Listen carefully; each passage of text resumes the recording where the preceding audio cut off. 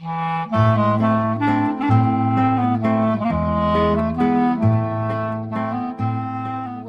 to Couples Therapy in 7 Words. I am your co-host, Judy Alexander, and I'm here with my husband, Dr. Bruce Chalmer. Well, hello, Judy. Hello, viewers and listeners. Our topic for today is... Why is dating so horrible these days? Yeah, and we'll get into how we hit upon this particular topic for today. I've been hearing a lot of people talking about it, actually, and so we will we'll give you our boomer take on it. Yeah. But it's I think we'll have some interesting stuff to talk about there. Before we do that, let's first of all welcome you all and invite you all to do what apparently quite a few of you have been doing, which is telling your friends, because our listenership seems to be growing, and we're really happy about that. Yes, tell your friends. Send them the link wherever you got it from. You can get it from pretty much any place that distributes podcasts these days.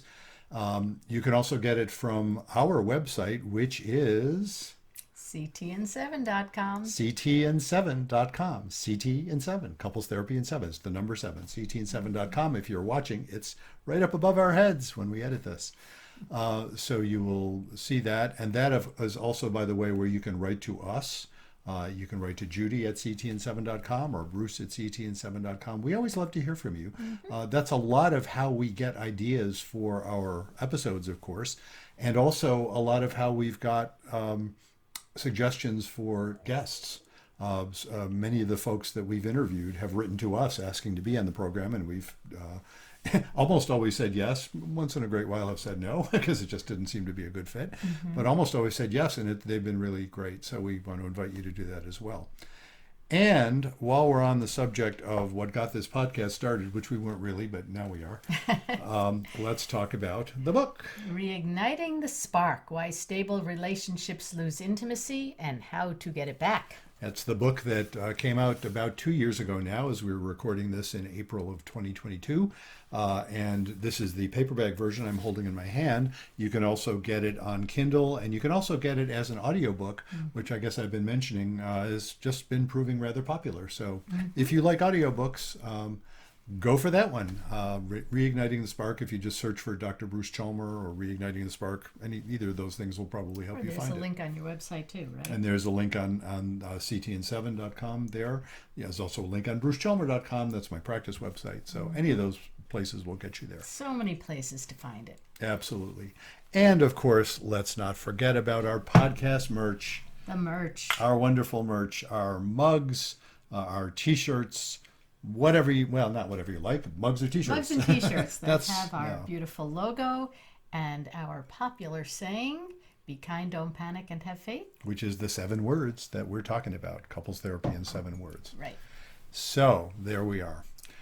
So our topic, why is dating so horrible these days? Yes, indeed. So there was a recent article in the New York Times by Christine Emba, and she was talking about the state of dating among young folks these days, where she says it's called Straight People Need Better Rules for Sex. Indeed, and they mention in the article, this is in the New York Times, and they mention in the article that this Christine Emba is the author of Rethinking Sex, a Provocation. I guess it must have just come out or something like that. Sudden thought, we should interview her if we can. We'll see what we can do. Put her on our list. Hey, Christine Emba, if your people call our people, we would love to interview you. I think you'd be a great guest on our show. So, yeah, that got us thinking. And then we happened upon, and it was one of those sort of chance conversations with someone we didn't know. Right. But there was this young lady, nice young woman. She told us her age. I guess she was 28. Yeah. And she was saying how horrible dating, to the point she's given up. Yeah. And in fact, I went so far as to say, we do a podcast.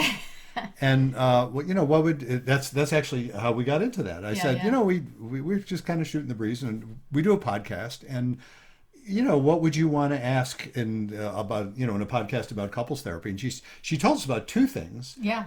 I don't think I want to go in the other one. It might be too close to identifying her. I don't know, just by family member. Maybe it'd be okay. Actually, it's not an uncommon story, so I think it's okay. It happens. It happens, yeah. She mentioned that she had a relative whose marriage is breaking up and it was breaking up because they'd been married for quite a while, like over 10 years, and I'm not going to say what relative it was. I tend to be careful about things like this. Right. Okay. So But let's just say her the relatives, male member of the the male member, was saying to the female member, his wife, "Hey, you want to get into dominant submission?"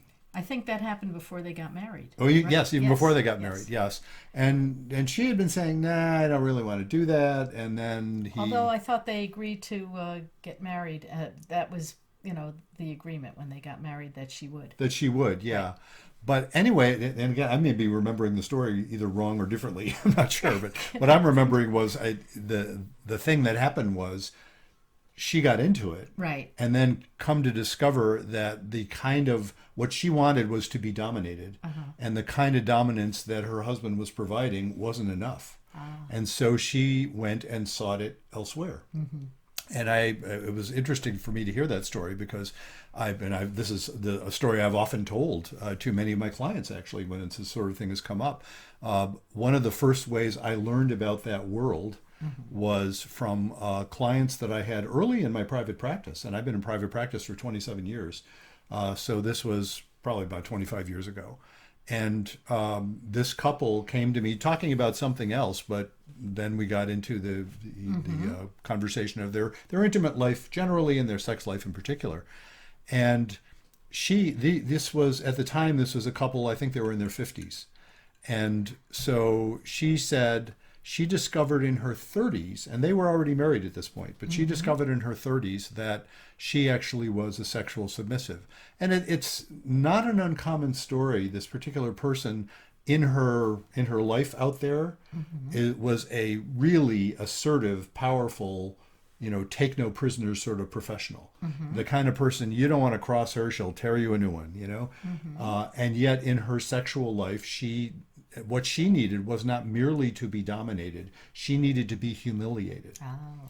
And it was interesting because her husband, who was this really big, gruff kind of guy, he could only fake that. He couldn't really do it. He didn't have it in his heart he never wanted to humiliate his wife.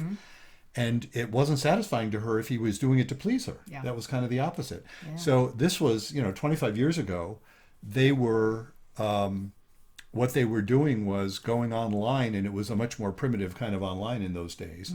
But they were going online, and he knew about this, and she was finding some guy who would instruct her to do these things that I won't say because they're still too horrifying to say. You don't want to know. No, I don't want to be able to. You can't unsee or unhear certain exactly. things. Don't tell me. I won't do that to you or our listeners. Don't tell me. But it was fascinating that she would do this stuff, and sometimes end up in the emergency room from having done it. Yeah, it was just incredible. Oh. But I hope it didn't involve live animals. So don't go there. No, I don't recall that it did. One never knows. But no, I did not recall. Who was the celebrity with the gerbils up the rear end? Oh my God! Now I can't unhear that. I don't remember that. Well, there's our clip for this podcast. Okay, folks.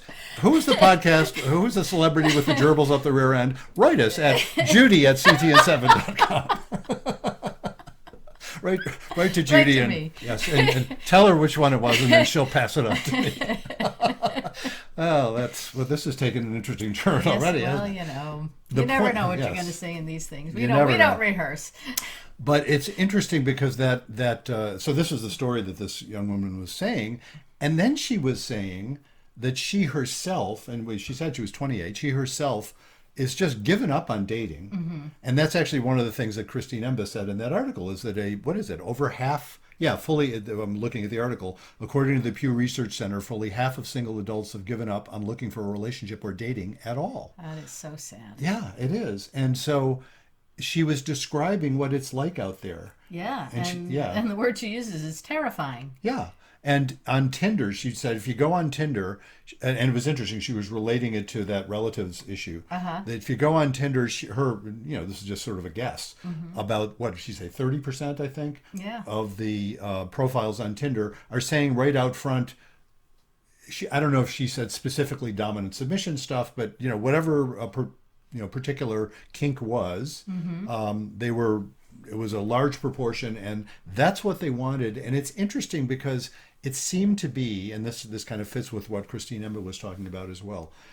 The whole ethos of the whole thing seemed to be we're all free to do what we want. All we need is consent. Right.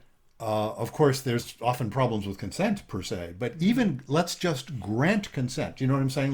Let's assume we're not talking about anything that crosses the line into rape or violation of somebody's consent. Even with consent, people are doing things and then hating that they did it. People are doing things and feeling bad about themselves. And you know, the woman we were talking to said I think one of the ways she described what it seems like out there is nobody has any self-respect. Yeah. They're just after what they want. So I suppose we're kind of answering the question just looking at that sort of data.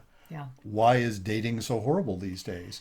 But how would you answer that question? You know, given all that, what makes it so horrible? Because let me just say, you could say, based on what Christine Emba is noting, isn't that just freedom? Shouldn't it be lovely? Well, I think one of the things that Christine Emba pointed out was that you need limits. You know, she kind of likened it to being at a dinner party where you know that there are certain guidelines. You go to a dinner party, you know, you're not going to stand up on the table and, you know, start peeing in everybody's soup bowl. Yeah. And doing aberrant things. You know, you're going to have a conversation, and if something takes a turn, you know, you'll go with it. But there are limitations, and it seems like with the sexual revolution out there, and you know, she mentioned, you know, good things have come, more acceptance of you know, non-normative sexual behaviors, but there are no limitations now. So how do you function in a world where everybody is able to do anything they want, and they might not even know what they want? And there was another thing that she cited. You know, this young woman went out with a man, was college kids, and he didn't want to have sex on the first date, and it seemed like a little shocking. He wanted to get to know her first, and it's like, what a concept! What a concept! And I think we've seen that happening, you know, more in the past 10 years or so. Is that people hook up, and then they try to get to know each other, and then then they can't believe this relationship. We have nothing in common. You know? It's interesting. Like we had such good sex, but when it comes down to it, we have nothing in common. And it, you know, what she notes in that article, the concept of, like you just said, people say, well, we had great sex, and then come to discover they have nothing in common. That idea of casual sex, even itself, can be problematic if you just assume, well, why can't you just have sex the way you might have like a nice conversation with somebody? You know, we had a nice conversation with that woman, but it was, you know, none of us had to be conscious, had to be actually think about, oh, well, this is circumscribed. We're not going to jump in bed with each other. You know, there was the fact that made it a good conversation was we all felt safe. We all felt relaxed. We could just all say what we felt like talking about because we knew we were all pretty much bound by the same sets of limits. And the absence of the limits can be a problem. You know, I was thinking of several things in what she described, and the dinner party reference. She noted, she was quoting a professor named Fanny Bialik, and whom I don't happen to know of, but she's a professor, I think, wherever it said she is. We're looking at Washington University. Okay.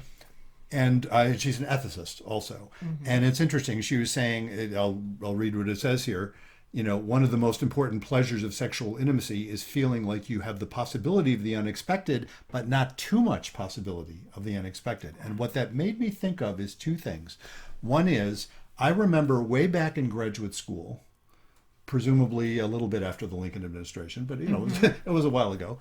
But I remember when we were in, you know, psychology, and somebody was giving a lecture about humor, which, you know, could tend to be one of the least funny things to study, you know, but they were talking about how what makes things funny is when it is moderately discrepant, not when it's like totally, you know, you hear something and it makes utterly no sense. That's not funny. Right. What's funny is when it almost makes sense, but then suddenly doesn't. It's moderately discrepant.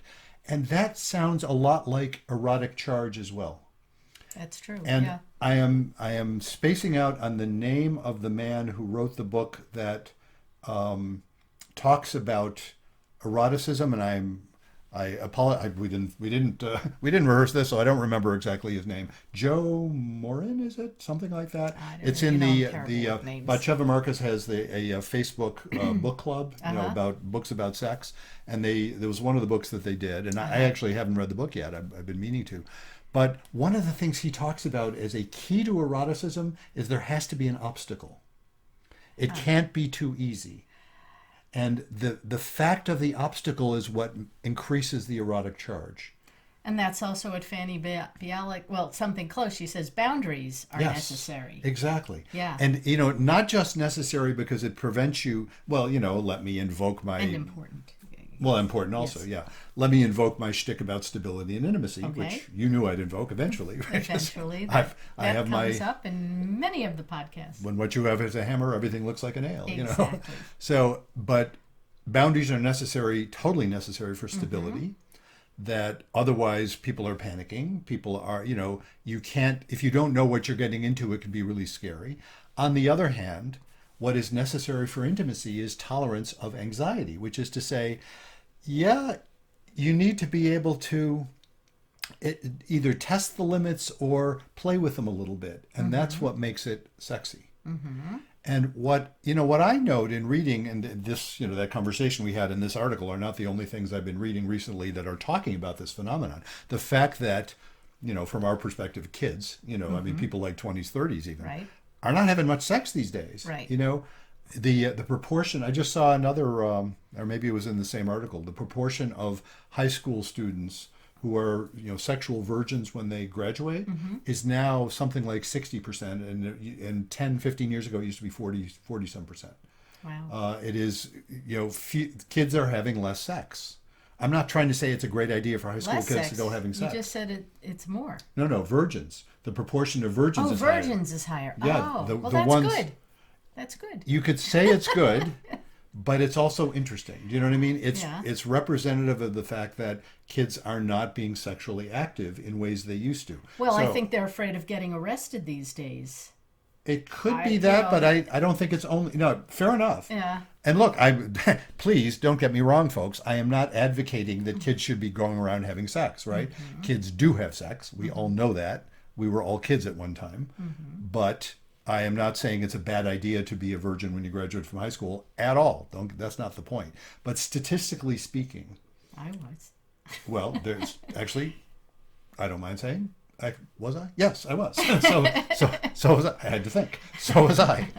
But yeah, in our generation, it wasn't that rare at all for folks to be. But it was the point isn't about the high school I was one of my thing. few friends that Exactly, that's the point. was. The point is, statistically, it's a generation that is Yeah. having a lot less sex, and it's not just because they're afraid of it.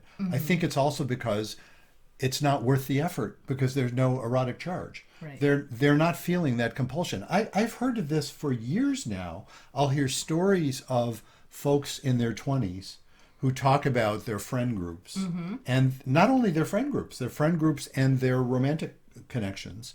And they'll talk about the phenomenon of sleeping in bed with someone in whom they are interested, but it's no big deal that they don't have any sort of sexual connection. And, for some of us at one time, that I'm not trying to say we would have turned into rapists because, my God, of course, I mean, unfortunately some do, but that would have been difficult. Do you know what I mean? The sense of that would have felt really difficult to do, and they report it as if it's no big deal. It's just, they're just not tempted. It doesn't feel like they have to resist the urge. And I always thought that was sort of interesting. There's something missing in the erotic charge. Yeah. And that could be related, statistically related to, they're not having as much sex. That perhaps it's either why they're not having as much sex or maybe a result of they're not having as much sex. Maybe both. Yeah. Which comes first, chicken or the egg? Well, yes, exactly. Yeah. Interesting. And, in terms of the thing you were saying about the phenomenon of the kid, it was the male of the two, I think, who was saying, Right. there he was, it was heterosexual male, there he was in a potential hookup situation, and he turned it down, and they were saying, that the other kids who were talking about this were saying, we shouldn't have to think of this guy as a unicorn. Right. But they Right. do. Right. It's like very strange. There's this pressure that everyone feels to be totally sexually at ease all the time and just be willing to hop in the sack with anybody at any point. And that causes, again, it causes problems. What it does is it cheapens the currency. Mm-hmm. It's like this sense of, yeah, I also think it has the effect of removing the erotic from the sacred, because there's something sacred about, I read about this in the book, folks, in Reigniting the Spark. I have a whole chapter on sex, good sex, and sacred sex. Mm-hmm. There's something about the forces involved in eroticism that can be so powerful they lend themselves to an experience of the sacred if you're open to it. Yeah. And if it becomes, I say cheap in the sense, I'm not trying to be, oh, she's cheap, which would have been the way of saying it. I don't mean that. But I mean in the more general sense of it's inflation. You know what I mean? It's like it's so readily available that... Right, that it doesn't have any value anymore. Exactly. And so in that sense, it loses its connection with the sacred, which I think is a problem. I want to mention something else that's kind of horrifying that she talked about in that article, which is the phenomenon of, again, we're saying granting consent, but the phenomenon of somebody, I think she was talking about a woman in there who was involved in a sexual encounter with someone, consensual, and then discovered he was choking her. Mm-hmm. And the implication was she had even consented to that. She didn't say, don't do that. But she was horrified at herself for allowing that. Yeah. And that's a theme that I've heard from lots of folks, especially women, over the years, this sense of being horrified at themselves for allowing something which, again, from an external perspective, was like, oh my God, that wasn't your fault. Somebody was attacking you. But in this context, that the choking thing is right on the edge of that, because that's a known sexual practice that lots of people want to do. And, not only the choker, but the chokee. Mm-hmm. And so, it's one of those gray areas. It's like, yeah, she was consenting, but then was feeling like, what have I done? Yeah. And that is, again, one of those, I think that's a consequence of the general sense that anything goes. Yeah, well, that's the problem with when anything goes, because some of the things you want to go, like let them go out the window. Yeah. And like you said, a whole new different ethic now with sex, from the sexual revolution that was part of our generation. But what have we created with that? Yeah. It's now freer. It's now more open. People have access to birth control, hopefully. And yet nobody's having sex.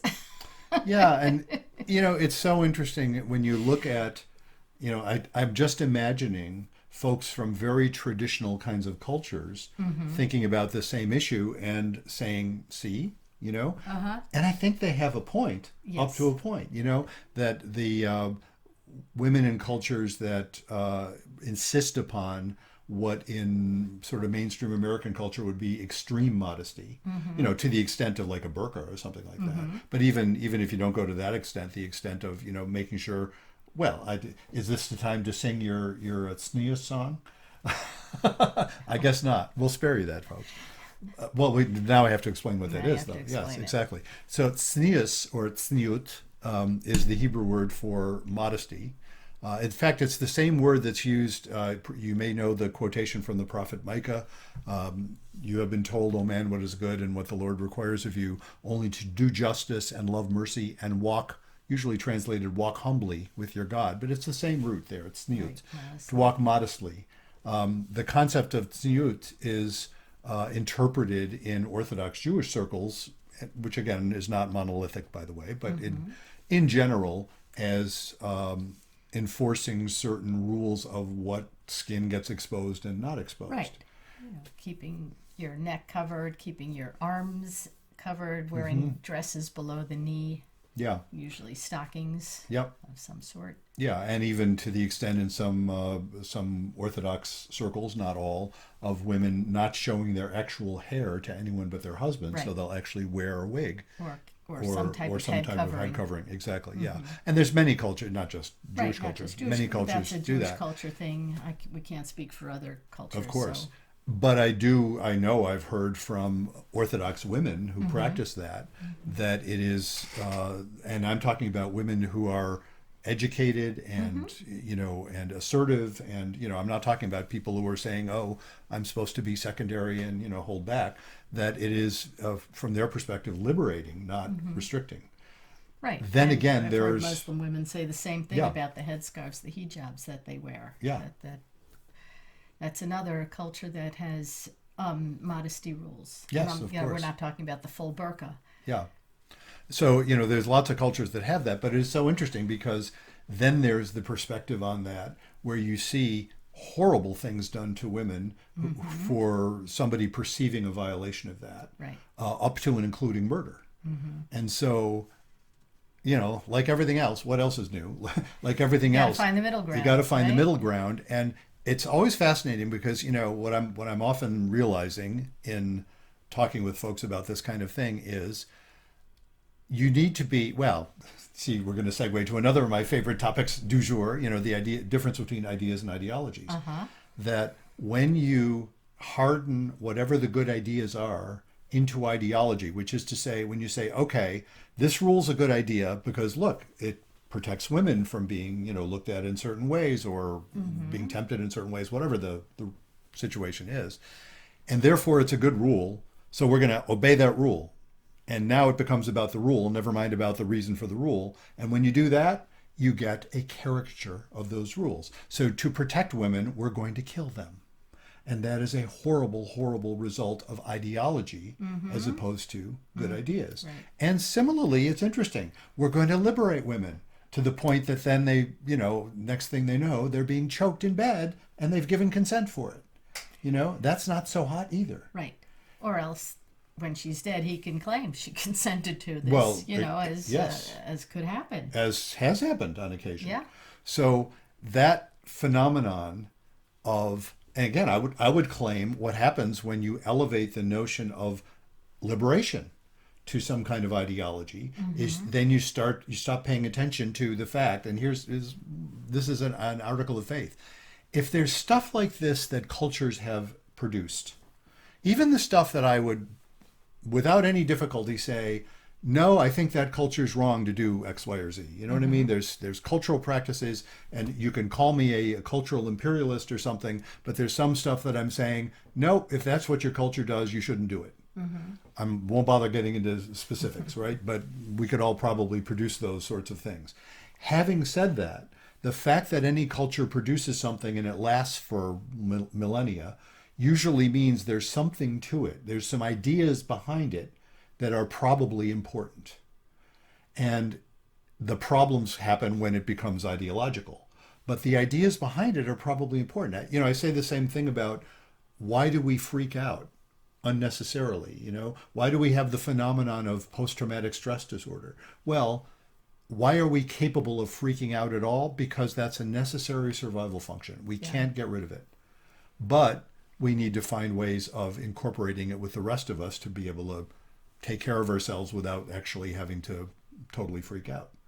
And I think you can say that on a social level as well. We need to have ways of recognizing that freedom and, sort of the absence of oppression of, sexual minorities, of women in general, sexual majority, all of those things are important, and also recognize that we need to not go about it ideologically, or we'll end up doing harm in the name of, whatever it is we're trying to accomplish. So if you're a parent these days and you're trying to raise your child with, certain values, morals, ways to think, how do you fight against the tide of the prevailing culture when you see all this happening? What a great question, and we're parents, but our children are, adults and having kids themselves. And one of our kids is dating, and not very successfully, and I'm hearing from him how horrible it is out there. Yeah. Great question. And, and in thinking of that, I'm thinking about, well, especially for young kids, we don't have young kids anymore. No, I'm saying like high school, college kids that are coming up. How do you tell your kids something when everybody around them is like doing this? Yeah. I'll tell you the first answer that pops in my mind, which is this is why traditions are important. This is what you can appeal to. This is what the richness of having your own tradition. And look, everybody has that, whether you know it or not. You have access to some traditions that you've been raised with, even if you don't know you have. That's what it's always fascinating to me. You know, folks realize usually pretty quickly in our work that I'm Jewish because it comes up in the context of our work. And the vast majority of people I work with are not Jewish. Right. And generally speaking around here, their background is Christian. But Vermont is a very non-religious state. Right. So most of the people who grew up with some kind of Christianity or other aren't really big into practice. There are exceptions to that. I do work with some very devout Christians. But it's interesting that often they will feel this lack of guidelines. And, you know, when you ask that question about what do you present by way of values to your children, when what you're presenting is, this is what we've received from our forebears, you know, this is what's been passed down to us. Don't take it uncritically, but don't ignore it either. There's something about the humility that invites that is I think it's something of an antidote to the sort of anything goes culture. Well, yeah, but where's the commonality anymore? Even in our overall prevailing culture, you know, if you've been listening to the podcast, you know my background was as a Jewish educator, and I used to go into schools and talk to the classes about Judaism because they would call in the Jew. Some teachers in high schools. You weren't just a Jew; you're a professional Jew, right? They would because they would be teaching about religion. They wanted to get a different perspective, and I would say early on in like the early 2000s. And I would talk to kids, and this is here in Vermont, and many of them had a common biblical language. You know, they would know the Bible stories because they heard them from going to church. Now, I'd say in the last 5 years, when I would go into schools, about half the kids never heard of Adam and Eve. Yeah. They didn't know from Abraham. It was just. And so I'm trying to find some commonality and some vocabulary that I could talk about these things, and it's not there. Yeah, that's an interesting one, another example of the same tendency. Back in the day when if you were a Jewish kid in a school where there weren't many Jews, you're going to be stuck saying the Christian prayers, or you'd be looked at as a pariah.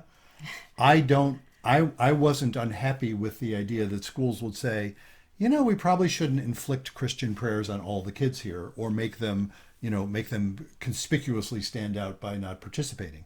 So the idea that said, public schools really shouldn't be promoting a particular religion, I like that part. Fast forward now that goes back to the 60s, the 60s, yeah.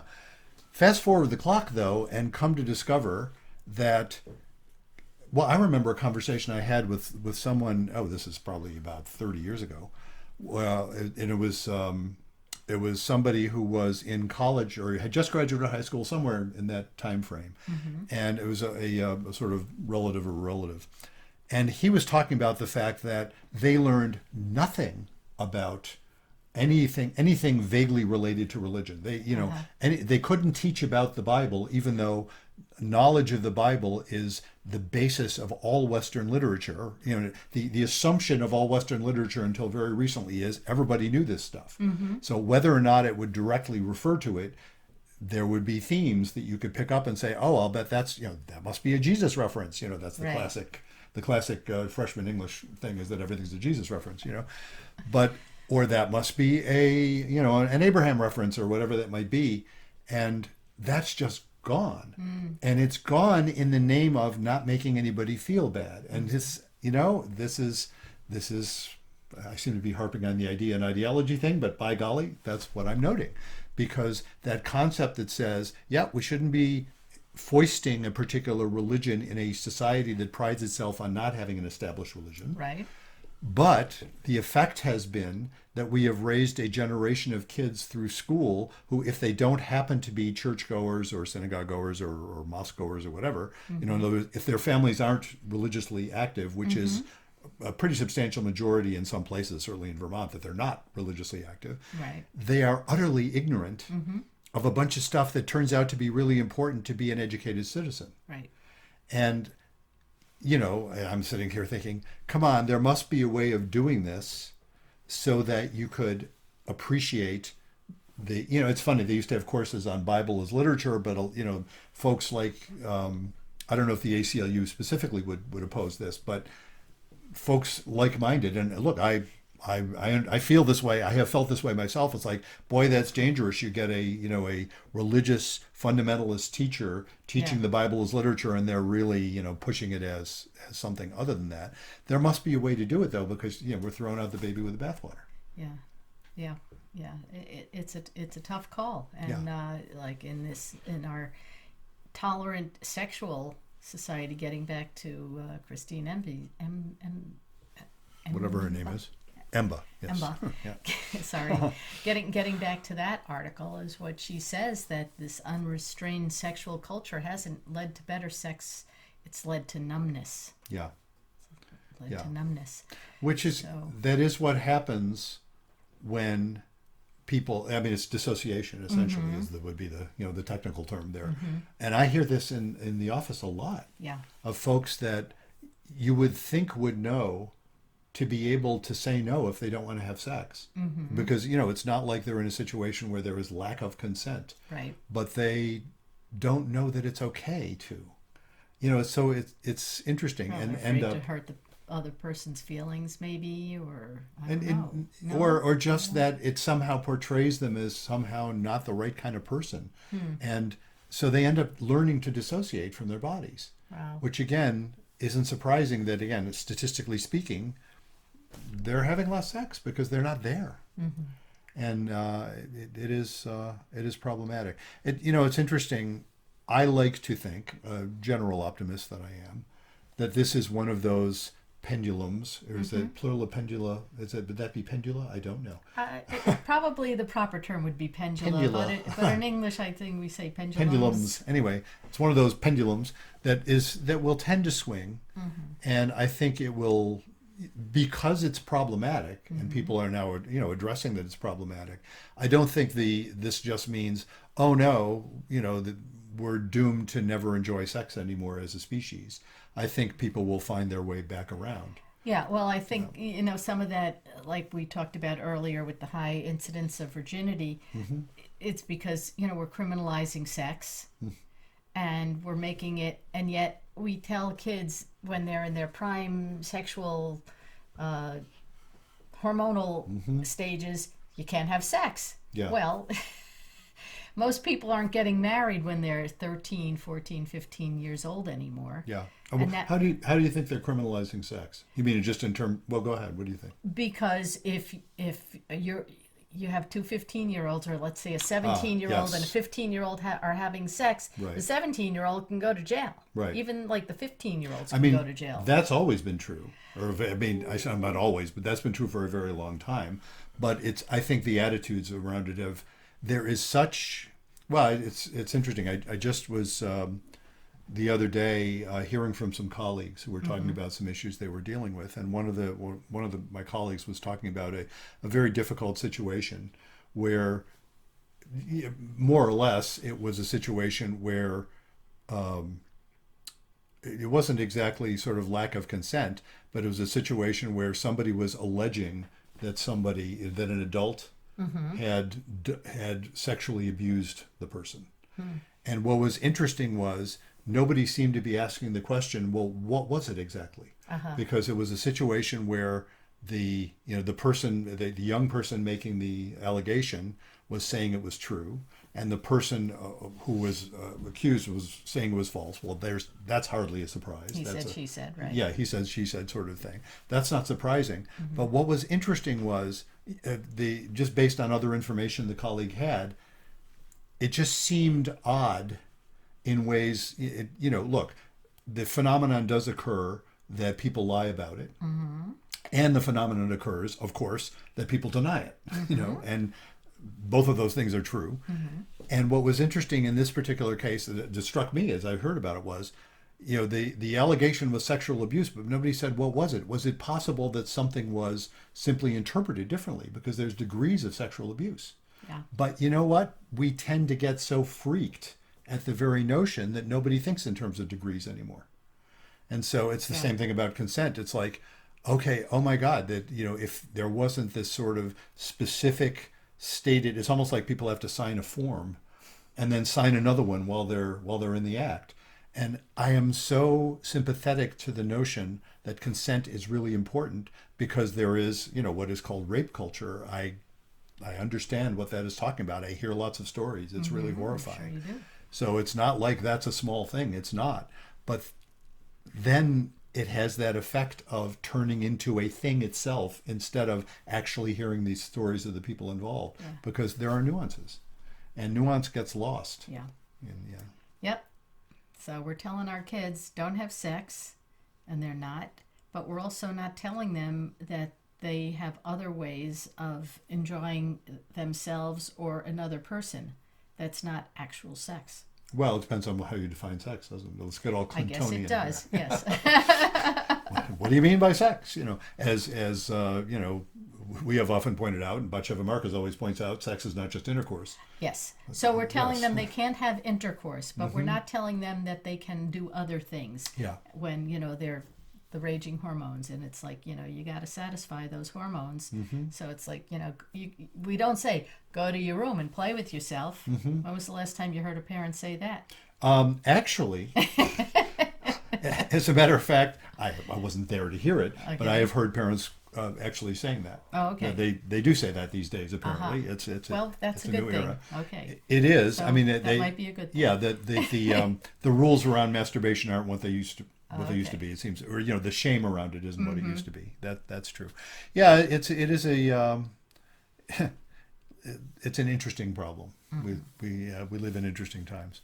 Anyway, Anyway, sorry, it's such a downer, but the reality is dating, from what we hear, is horrible these days. So what I would hope can be, as I say, to end on a slightly more up note. Yes. It's like when you're ending a haftarah, you want to end on an up note. For those Yes. of you who know what I'm referring to, fine. And if you don't, look it up. Yeah. When you're ending the haftarahs, will end on an up note. And to end on an up note, I would want to, as haftarahs will often do, I'll go back to an earlier verse, okay. which is to say, yeah, I think we're going to figure this out. It may take a while. These things do, but it is being noted. And I think people are starting to address the issue and starting to try and find some kind of balanced perspective. And I'm hoping that we will live to see that. I hope we do. That would be nice for the sake of our kids and grandkids.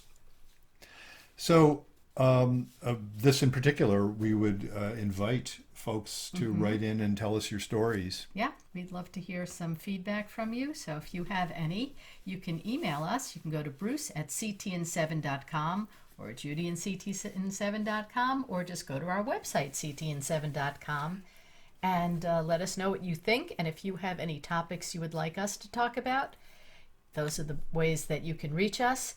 And if you have anybody that you would like us to interview, or even if you would like to be interviewed, you can do so on our website. And you can even sign up for a time, actually. It goes that far. It has a link to our calendar.